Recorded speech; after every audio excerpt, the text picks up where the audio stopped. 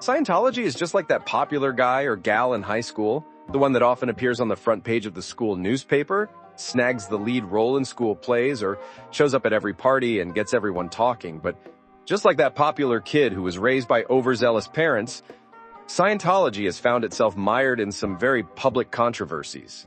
Back when the Church of Scientology first appeared, it made a lot of promises. It promised people that they could reach their full potential, conquer any issues holding them back, if they just committed to a process called auditing. L. Ron Hubbard, the founder of Scientology, had quite a few exciting gimmicks too, including the E-meter, a device that he claimed measured the human soul. Yet, as time went by, folks started peeling away at the shiny exterior of the church. Paulette Cooper, an investigative journalist, was one of the early pioneers who tried to reveal what was under the shiny wrapping. She endured a legal and personal attack for her direct assault on the church, orchestrated with the zeal of military operation. Later, she was not alone in facing this. People who left the church and dared to criticize were often branded as suppressive persons, which, according to Hubbard's teachings, were villainous obstacles on the journey to enlightenment. It was thanks to many such brave folk that darker secrets about the church began to surface.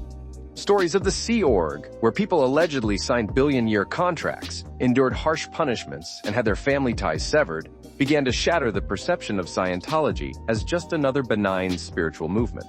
Perhaps most shocking were stories of Scientology's alleged purification processes.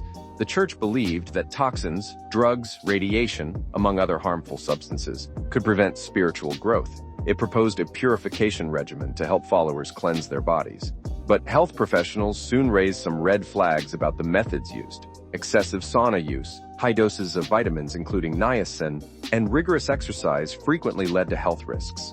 Among the tranche of controversies was also the church's readily apparent aversion to psychiatry. The church believed that psychiatry was not only a pseudoscience, but was also trying to control and disrupt humanity.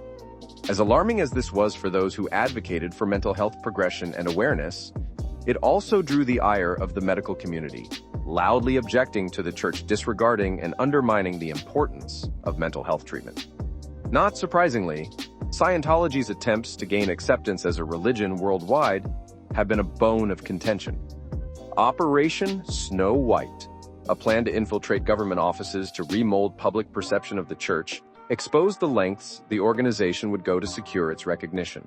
Meanwhile, Operation Thetan Level 3, a secretive teaching of the Church of Scientology, relating its cosmology and the history of humanity, was a hot potato of a topic.